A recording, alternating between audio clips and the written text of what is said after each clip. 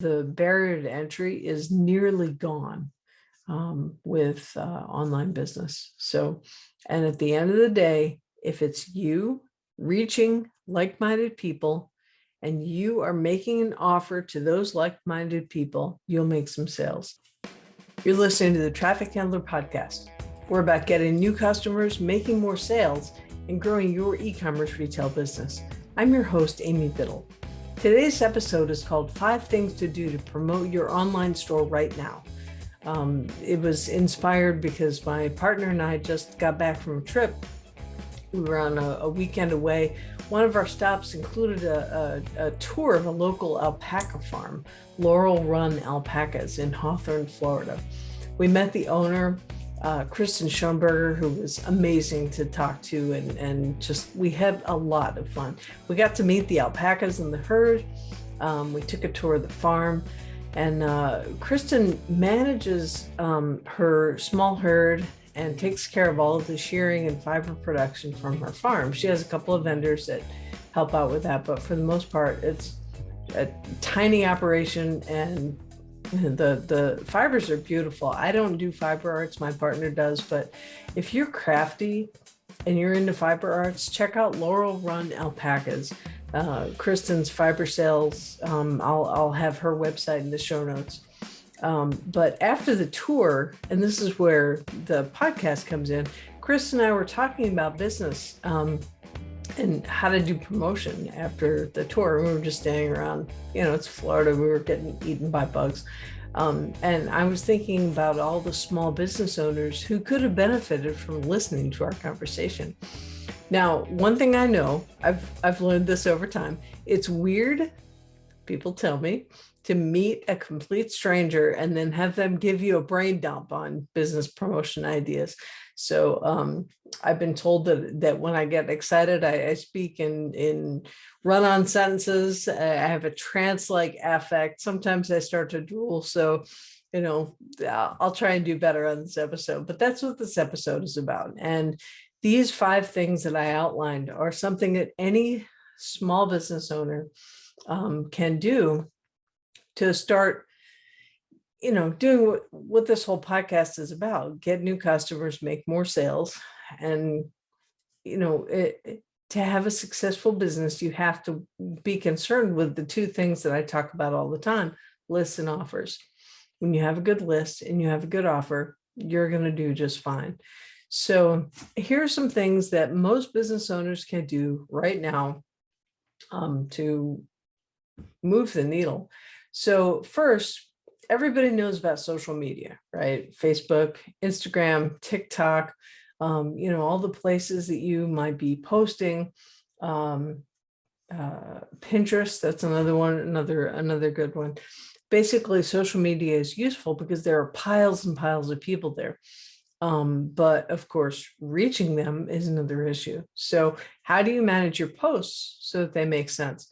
Now, some of the issue with social media is that there are algorithms to take into account. So if you want to do, say, a certain number of Instagram posts or a certain number of Facebook posts every week, be smart about it, be strategic, and know how your posts are interacting with the algorithm so that you can, get the best use out of them. So let's use the example of, we'll just cover Facebook posts here. There's so much I could do a whole episode on this. In fact, more. So focus for Facebook posts on 3 posts a week. And you can map them out like this. The first type of post, and you'll do this on a regular rolling basis. What's it like to run your business? Now that doesn't seem interesting to you because you're in it every day. You're picking, packing, and shipping. You're doing, emails and answering messenger, questions. But believe it or not, there are people who want to be doing what you're doing and they want to know what it's like. So what is it like to run your business? So here are some ideas that can help give you ideas about what to say. remember that you are presenting a persona in your business. So become that character. Do that character in your posts. Sometimes weird things happen, like your delivery service left a box of cardboard boxes out in the rain. I mean, like things like that. Post about that. Do you have pets at work? Do you bring your dog to work? Do you have drafty windows in your workspace? What sort of lifestyle does your business allow you to live or keep you from living? I mean, that's the other side of that. So with the what's it like to run your business posts, do one of those a week, and then, invite conversation. If you don't have that many followers yet, great. That just means you have time to practice. That's fine. So the next kind of social media post is, let's call it customers love this particular product because, and then just write about one specific product. You can think of this as the Home Shopping Network episode of the week. Just do a post about one particular product. You can put a product link in the post. That's your QVC moment to shine. Be Joan Rivers. I mean, whatever it takes, just do you present the information about your products in the way that's going to work for your particular audience. And then the third kind of post I would suggest would be called, we are special people who love this thing. So the purpose of this kind of post is to build a sense of we, or a sense of community around your business. Make it us versus them. People, so for example, people who knit with alpaca yarn never touch acrylics. Okay, just make it an us and them, and think about it in terms of your products. People who do crafts with beads never touch glue. I don't know, just whatever. That was just off the top of my head, and it was a dumb one. But build a family or community around your business and make it an us versus them. Now, why 3 posts? 3 types of posts. Why do this? Because something happens with the algorithm when you do a certain number of posts and a certain amount of engagement that makes it possible for actually a few things to happen. And I'll get to this later, but when you have a highly engaged Facebook page, for example, and it works with Instagram too, your ad account works better. It tends to bring down the costs. It tends to improve your audiences in your paid ads. So your social media is not just about reaching people. That's obviously why we do it, but there are effects behind that engagement. So if you want to know more about any of these, I'm going to have information in the show notes on how to get more information. I've got a free Facebook group. You can join that and ask all kinds of questions whenever you want. So that's number 1 out of the 5 points that I'm going to make today, is the social media and the 3 posts a week.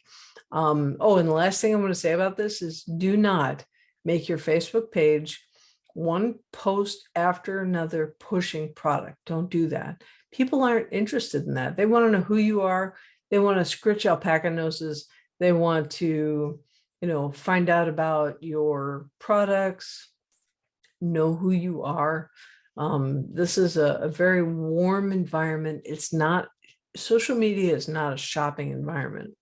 It's a social environment. So that's what you want to do. So point number 1, social media, 3 posts a week of different varieties. Point number 2, stay in touch with past customers. Please, please, please, I will beg you. I wrote a book about this. I actually wrote 2 books about this. Collect email addresses at every sale and then stay in touch with them. If they bought once and you have a good product, please have a good product. They'll buy again. So collect email addresses at every sale. The most expensive sale is the first one. That's the one that costs you the most to get.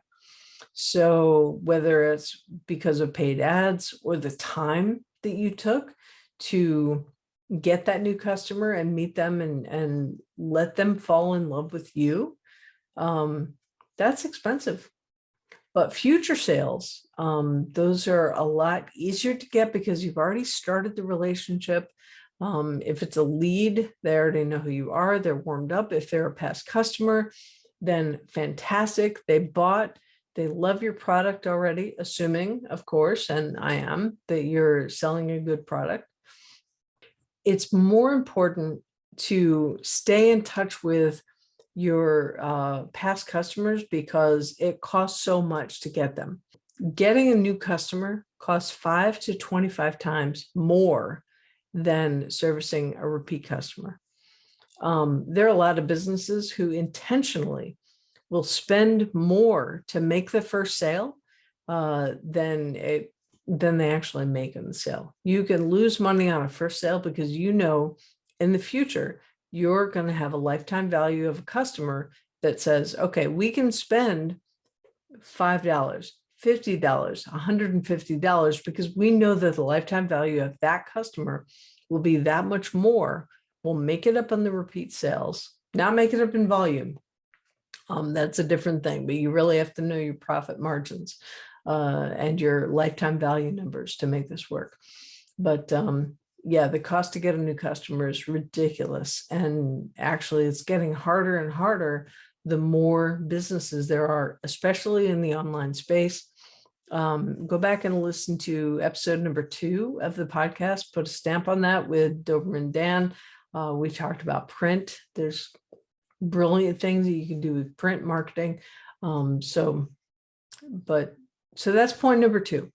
Stay in touch with past customers and sell to them again. Number 3, blog on your website.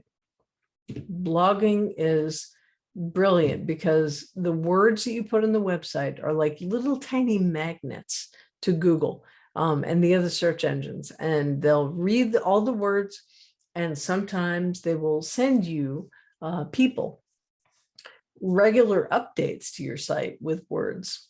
It's like putting little electromagnets in your site, and that supercharges the pulling power. If you want to do even more, you can add video with the words. Now, the search engines aren't going to read the video. They're just not that good yet. There are some things that they do with video, but people like video. So when you're building your website, you need to build for people and then support the search engines.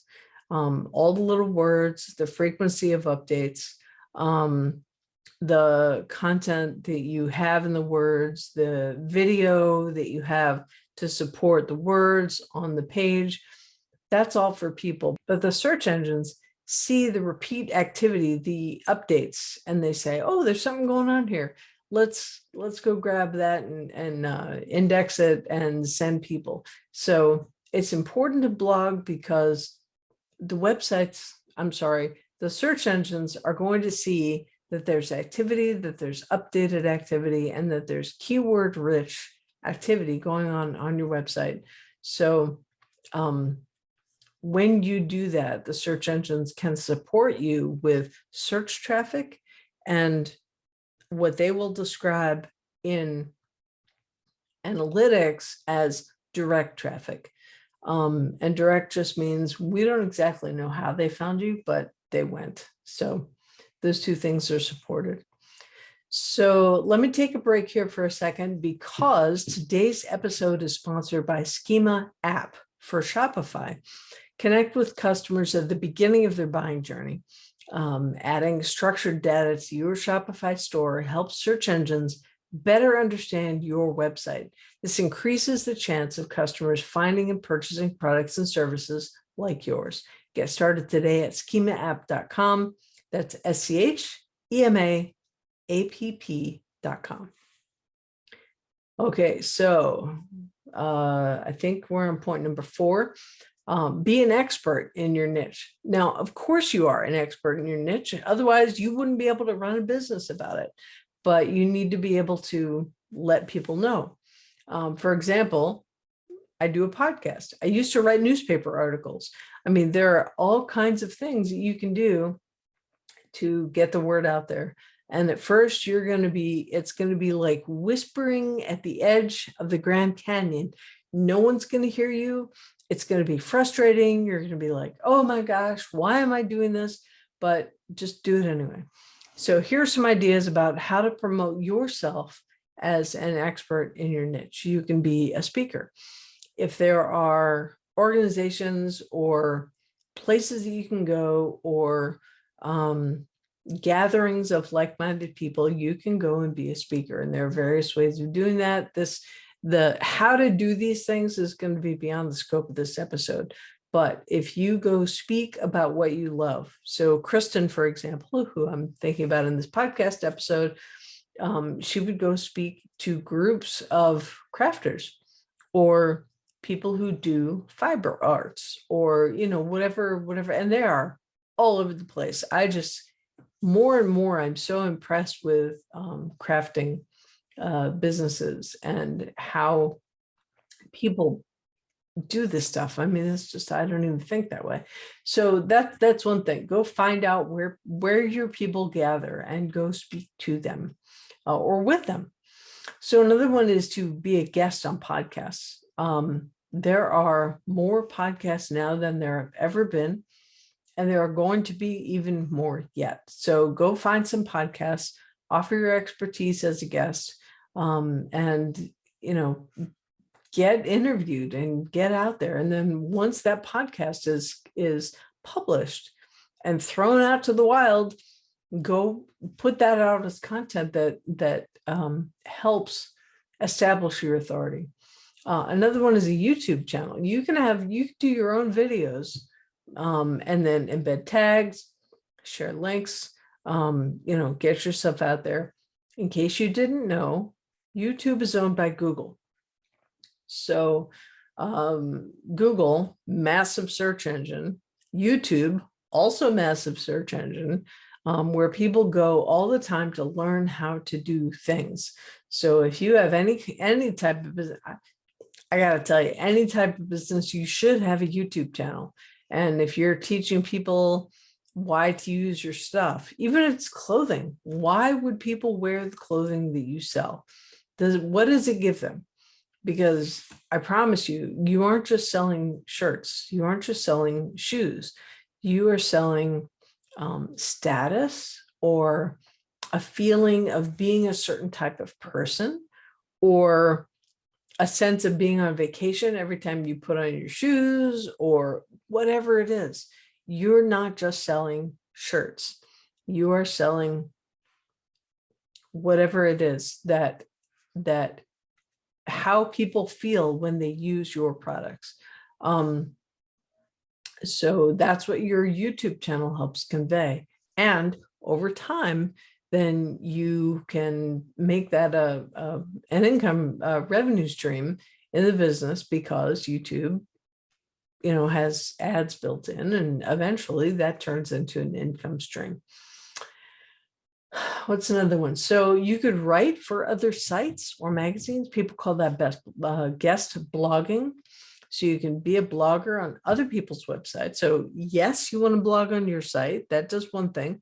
Blogging on other people's websites, getting yourself interviewed for other people's websites, that does something else. And that's about establishing your authority in your niche. But there are also magazines. You could either write or be interviewed and then write up the transcript and put that in a magazine. And there are so many magazines in every niche. I am continually amazed. Go on Amazon, look for magazines. You could just Google magazines, and then whatever niche it is that you're in, go get in a magazine. More than one, do it regularly. All this stuff that I'm talking about is stuff to do regularly. So does it fill up your schedule? You bet it does. Absolutely. If marketing is, say, 45 to 55% of your budget, this is going to be about 45 to 55% of your time. So that's what we're talking about. These are ways to get in front of people and show people that you know your stuff. Really important, because otherwise you have a website, and it doesn't have to be Shopify. There are so many other options. There's Wix, Squarespace, WooCommerce, BigCommerce, Magento, all these options for having a store site. You need to know what you're doing, but that's the basis, and then you go out from there. So every day there's a little bit more to do. Just do what you can do in a day. If you have staff, great, you can assign some of the stuff to your staff. But as far as your expertise and your knowledge, you're the one who you got to put your face out there. And I don't want to support anybody saying I can't do that. Yes, you can. If you have a smartphone, if you have a laptop with a camera in it, you have everything you need to,